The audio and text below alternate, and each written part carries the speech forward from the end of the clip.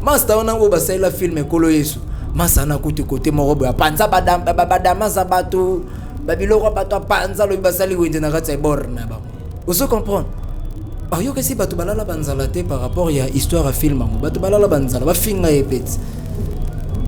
Mais dans on futa karma na e ava kufa tanga imani na makilala babangi bobangi okidai. Ah na benga no ba coach bar batalisa nga ba masolo eza ndenge nini koko elia ye koko Moïse yi baba mai bataliseke mais petit nzelera moko yango kakati alenga kia futi karma sete na musapi chai kuna mbaka ina ikulusu barabas to moibi to ye to lingiti la biso barabas ye chai na ikulusu ba karma nzoto ankaka na kati ya malili. C'est-à-dire pendant existence ankaka ne bango bazakana ata un franc 10 francs 2 francs bande ko bomba maté et ko sala ba recueillement on a que gouvernement pas ko ya ko intervenir pe na sima na lobby ke Kimbangu azalaka na kati ya azalaki na nzoto ya kaka Nemo na Semi. Ezali période oyo kaka Nemo na Semi quand il montait au créneau. Ozo sentir rema na ezaki ya makasi. Ozo sentir une fois lobby lo morobo et ezo sala ezo ningisa mboka.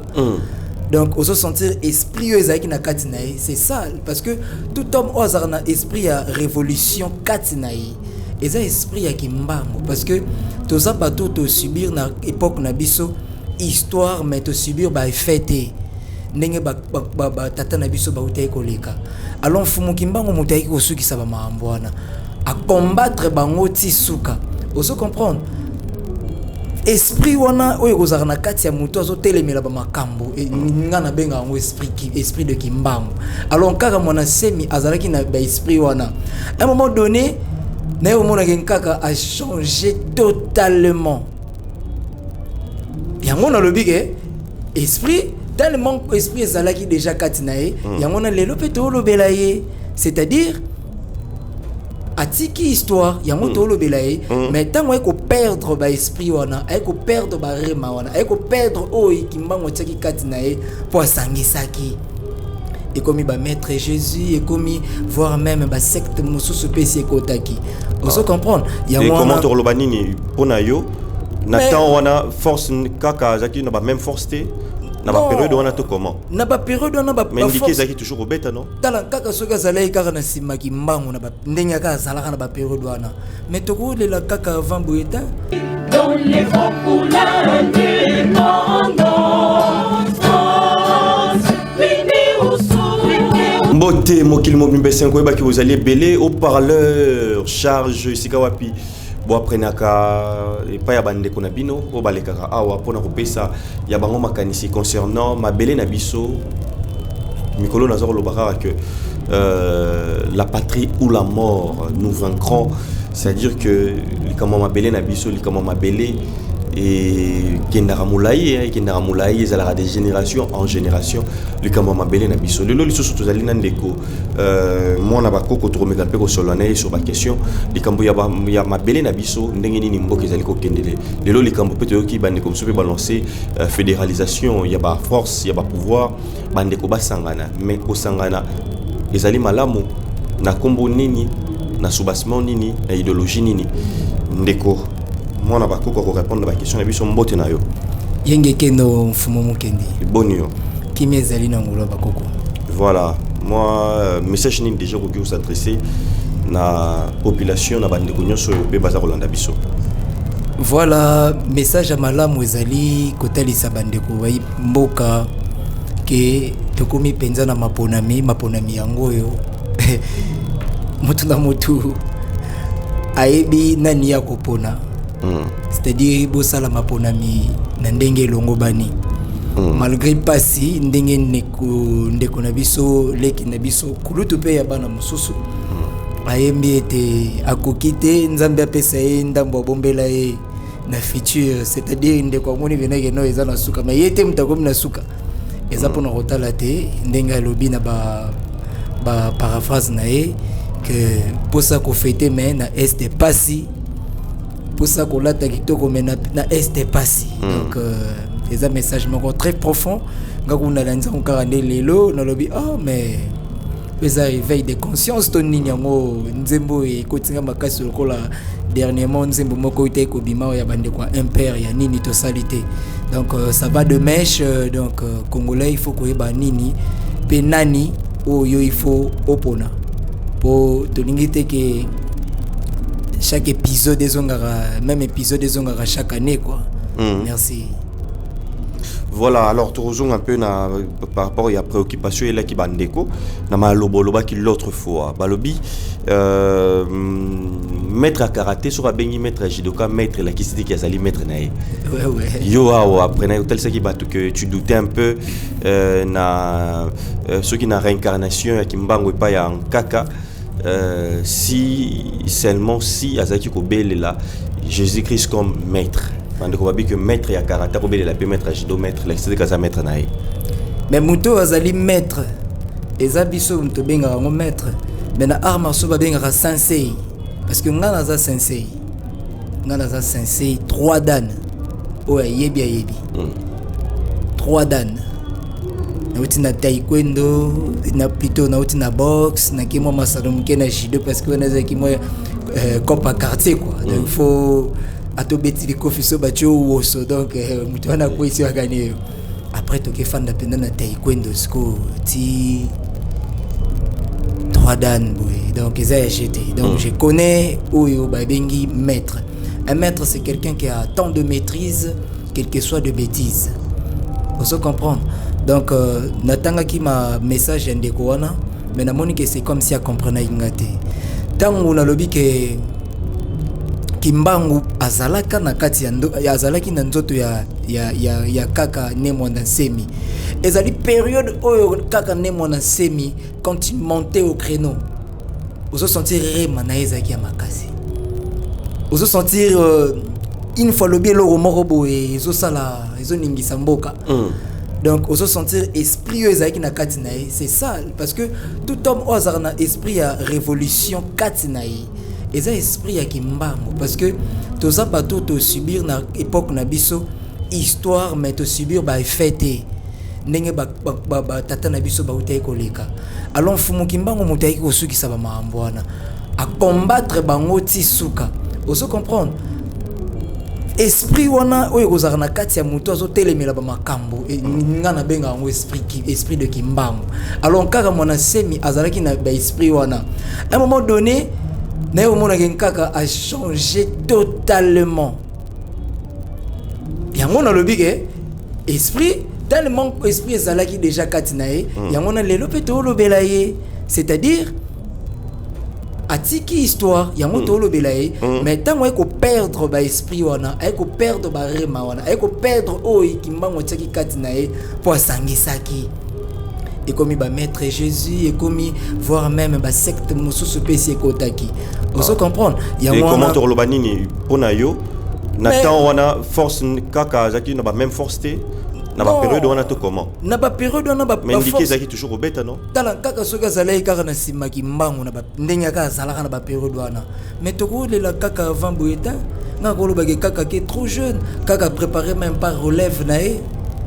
Parce que kaka fallait assister na babiso ba otango to sangana to autour d'une table to boye kaka to pepa na to yoka oyo loba mais n'empêche que ataku to ndenga sana sa mabele bon ndenga kokota na sa mabele ndenga kokota na mozole na n'empêche que to yepe mokolo boye to sereke il peut ça molimo nzoto ndé mutesali peut-être ba bêtise moko boye loba ba maître Jésus-Christ mais molimo one tikala ko loba ngo lisute pour molimo ne kende pas grand prêtre écoute na scope na mokolo masolo le maître de jeu le maître de clé kimbam vous comprenez écoute na mo et yemoko bindenge na gérer mais biso peut-être ozo juger na mabele mais kimbam ce que c'est pona yo ce que c'est pona quel que soit moni ko ngo bebisa yaka na posa molimo nao ay bindenge na osala pour rattraper ka molimo nao un point un trait. Donc, il y a observation na yo.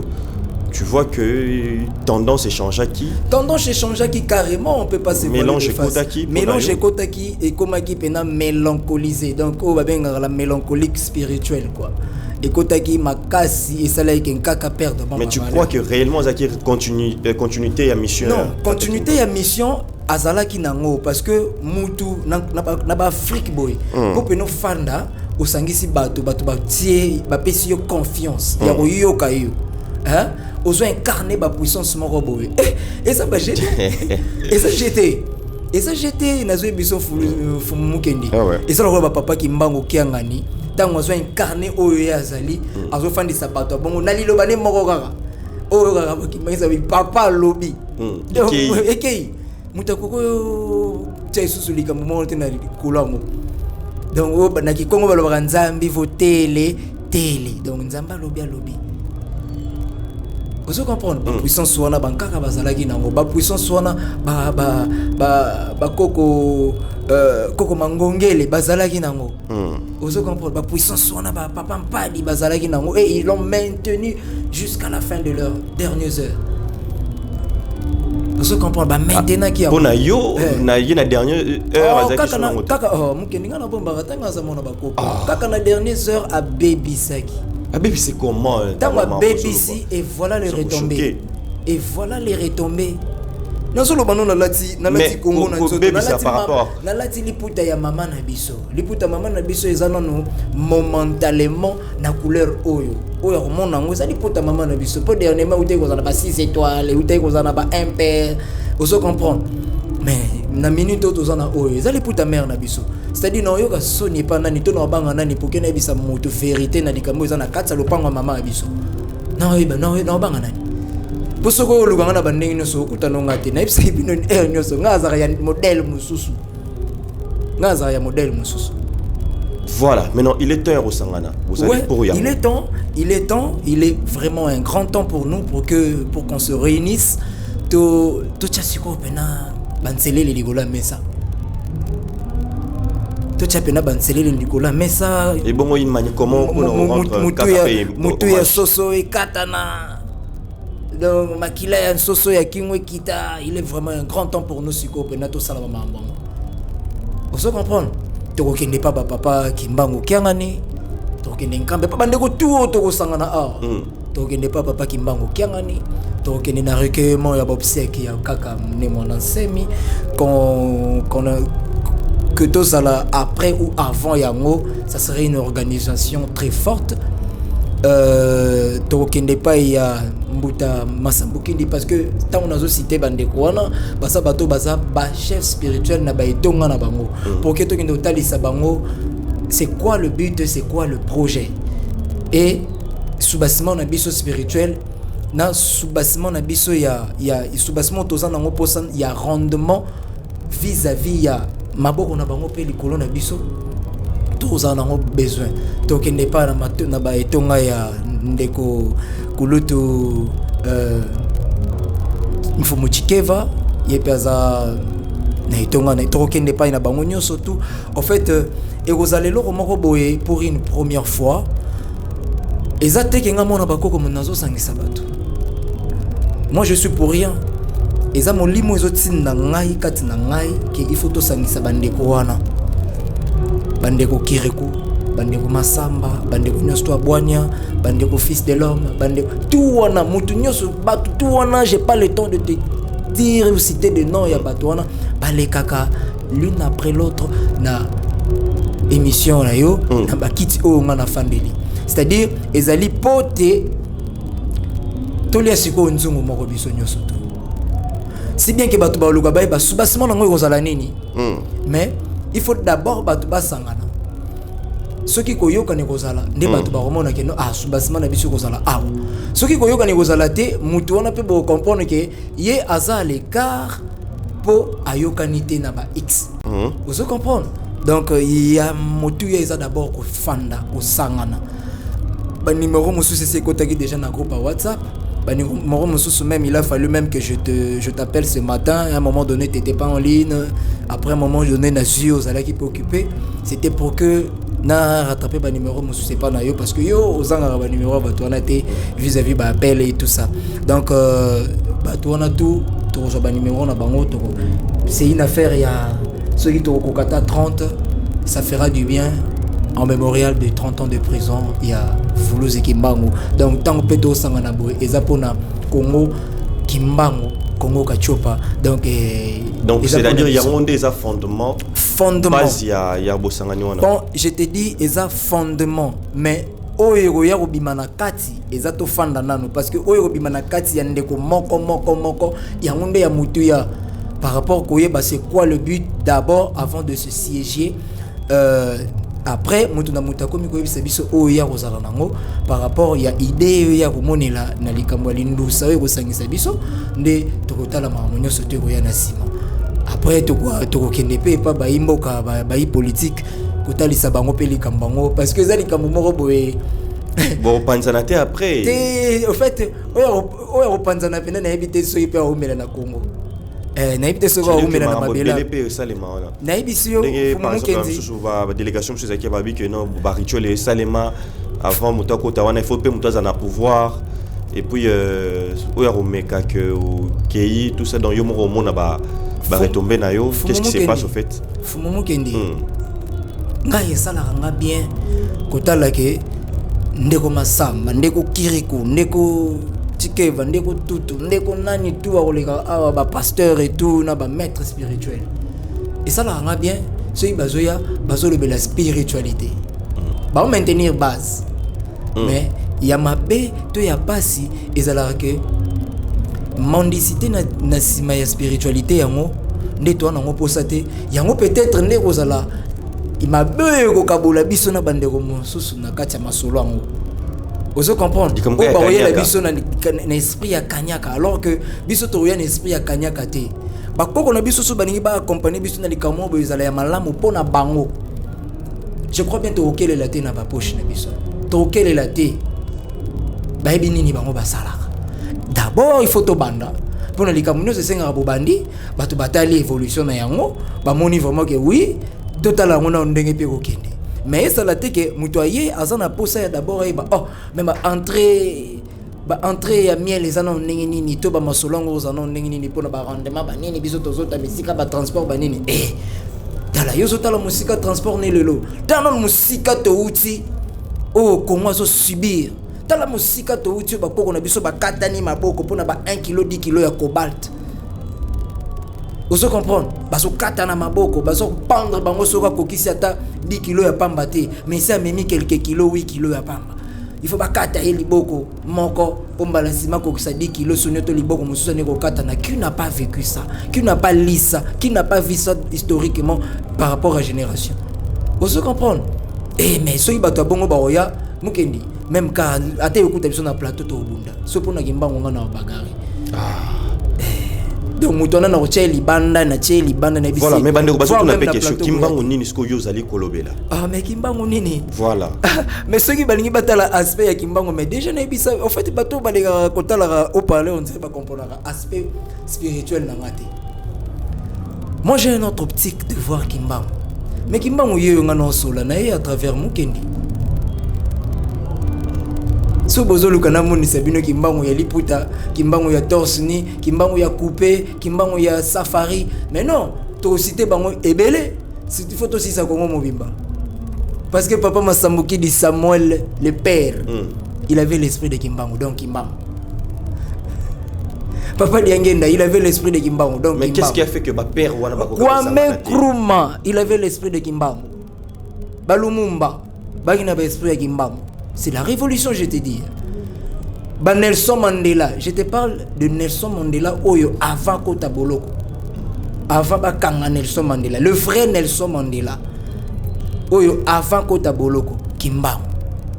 Et ça Nelson Mandela a kufa kité, o babima kité balobia salaki 27 ans d'emprisonnement. Non, on est Nelson Mandela té. Wa muto mususu. On se comprend, Kimbango. Ceux qui bonina tel sabino kimbango na ba spenios na hotel sabino kimbango ba mama kimpa vita kimbango donc tu comme na niveau ko sa mindele fara be batumbi yo pa ba moni makam na bango kimbango vous se comprendre avant et après son arrivée kombo wana ezalaki kaka tango bozolu kanga na tel sabino kimbango ba papa sunda kimbango bonina tangi ya bino banani susu donc papa simo kimbango kiangani kimbango bonina zola bino lisusu banani même papa Masambuki di auto zali na ye boania ya modèle wana ndeko kozala nango ceux qui sont derrière Kimbangu au accueillir ba mambo belé si bien que okoki ko sangisa na biloko non mais so ko sangisa ngo pe biso bana bakoko na kindoki o Kimbangu chakati nanga c'est-à-dire tant on ba kindoki za lingala eza science mais bande ko belé par rapport ba propos na yo concernant kaka tout ça bien que tu as respect makasi pour na moi tout ça mais juste à vie na yo na moi côté jusqu'au moment na ene ngo zai côté c'est que ya ba biloko bo mona ki ya malamu te balobi que peut-être vous comprendre yété tu peux vous comprendre qui était na mo sunai manque ya molimo non pour na bande comme susu eza bongote molimo ko sakate molimo ko sakate molimo peut panzakate molimo peut panzakate je te dis Momo Kenzi omoni papa Kimbangu ici a rattrapé na un kaka mona na yembila na soldat na ya mulongo soldat na yepena ya mulongo soldat na ya mulongo ici a rattrapé vi bakarma o bazofuta na bitete musuba ndeko bazomona ke sona lobi kaka zofuta bakarma mais tout ça ba humain ceux qui toleki na mokili oyo yebaki ozana deux pistes kaka voix ya malamu na voix ya mabe c'est les deux amis inséparables mutu soki alati nzoto il faut passer par yango master ona o basala film ekolo Yesu masana kuti kote morobo ya panza badama za bato babiloko bato panza lo basali wende na kati borna ba oso comprendre yo que si bato balala banzala te par rapport ya histoire à film ngo bato balala banzala ba finga epeti mais tant on futa karma na ava kufa tanga imani na makilala bobangi okeda na benga no ba koshbar batalisa nga ba masolo eza ndenge nini koko elia koko Moïse soki ba ba bataliseke mais petit nzelera moko yango kakati alenga kia futi karma sete na musapi chai kuna mbaka ina ikulusu barabas to moibi to ye to lingiti la biso barabas ye chai na ikulusu ba karma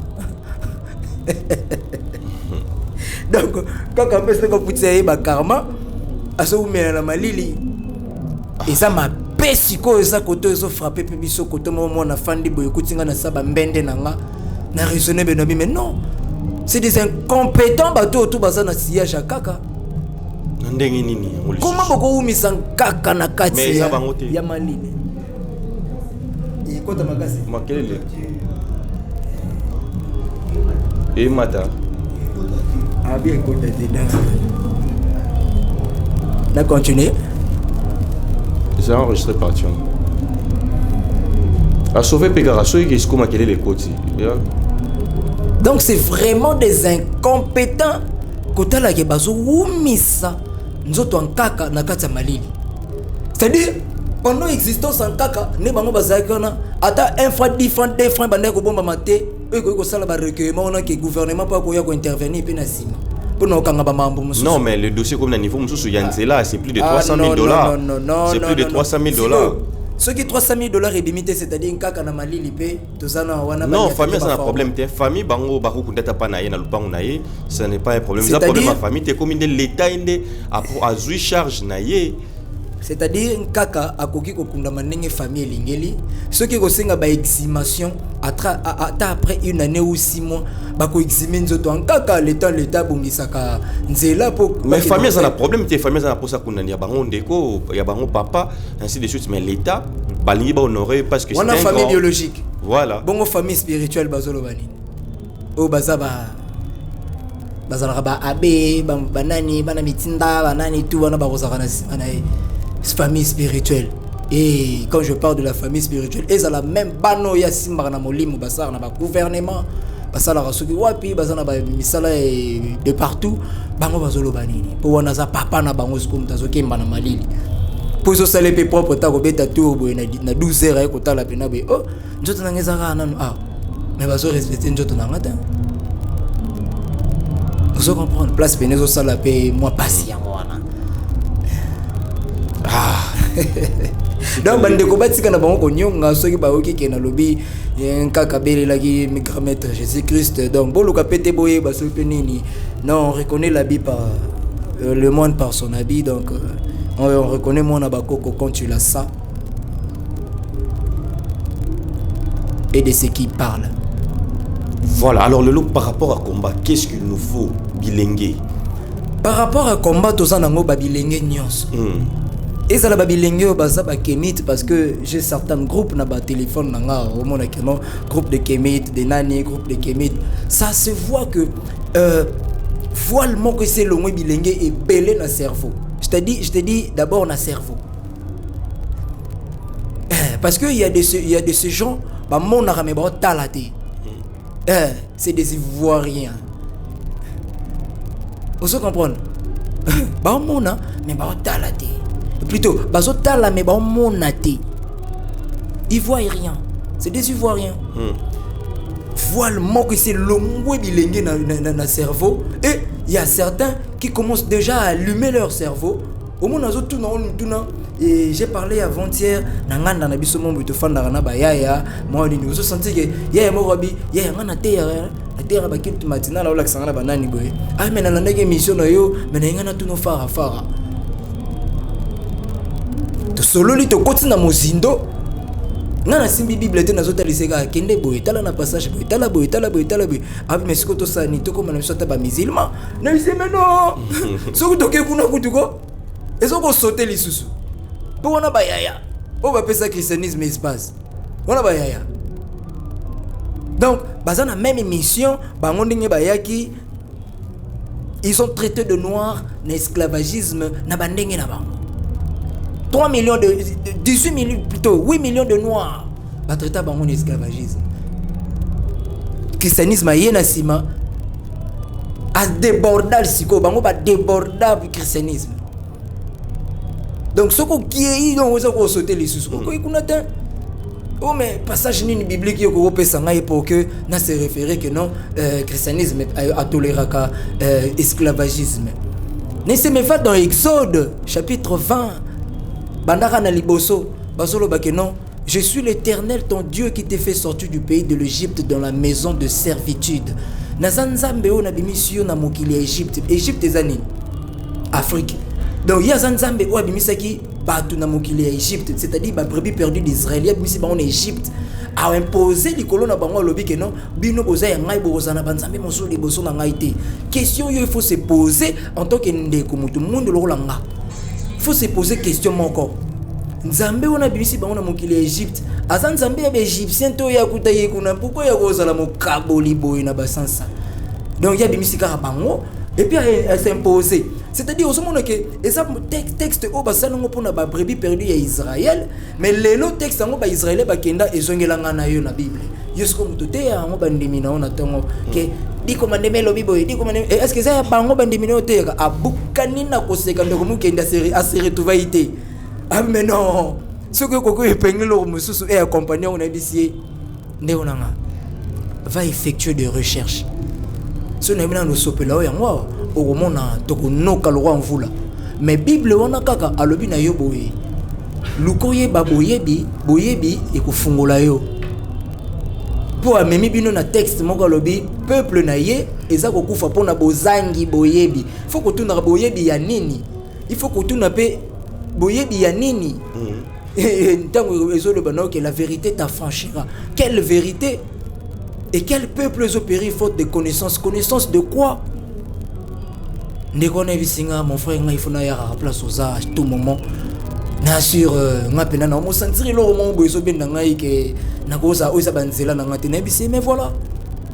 C'est simple, est-ce que nga mutu na bisu yango eza esprit ya kimbango eza révolte. C'est-à-dire nengo tuni pona bandeko ya lelo o bazali po te muta ko bandola muka ezali naturel et kozala naturel. Et puis tango ko salema oyo ndeko Youssoufa lobaki non la révolution sera pas télévisée aux la téléguidée na esprit na niveau saranate. Vous comprendre toujours qu'il na biso déjà ba place à moto so que na sali même constamment kaka bandeko bazora ba 2000 3000 ba député l'effectif commence à diminuer hein.